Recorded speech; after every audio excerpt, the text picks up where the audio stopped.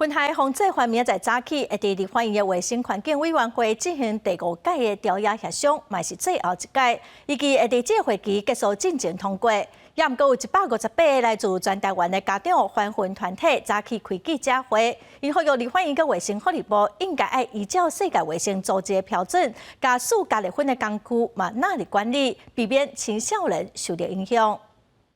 这小孩子的时尚秀，结果都是加热烟的一个赞助。加热薰加热的假使，敢爱纳入薰害防治法，本地调查立委几届协商有共识。不过，团工国建署最近煞大转弯，将加热薰的加热器排除伫管制范围，准做3C产品。马桶广告宣传，侪家长、教师，甚至是医学界拢真烦恼。看起来很像什么？Apple 的笔哦，看起来很像说，这个就是平板的一些功能吗？行动电源吗？看起来就很像这些东西。那你叫他们怎么去管？学校老师怎么去察觉呢？学生的书包可能有发现一些这个电子烟具或者是载具呢，这些都是无法去做有效的防范跟做一个这个劝导。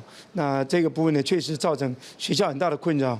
第一线教师联盟、台湾奇薰联盟等8挂的团体主张，政府应该比照世界卫生组织，将加热薰的假使甲薰品同款立法管理，伊嘛用枪甲枪支拢着立管来做例。呼吁政府应该防止熏伤、软法律的滥放，用各种行销手法吸引青少年食薰。加热烟是一定有尼古丁因为它烟草制品，而且他们在制造过程当中。 他们虽然有尝试去减少其他的危害物质，但是尼古丁是没有减的。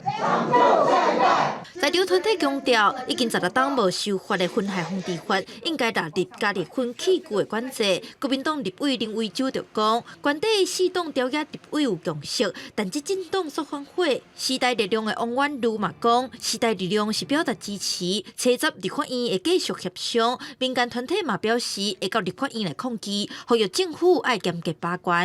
记者点立开台北采访报道。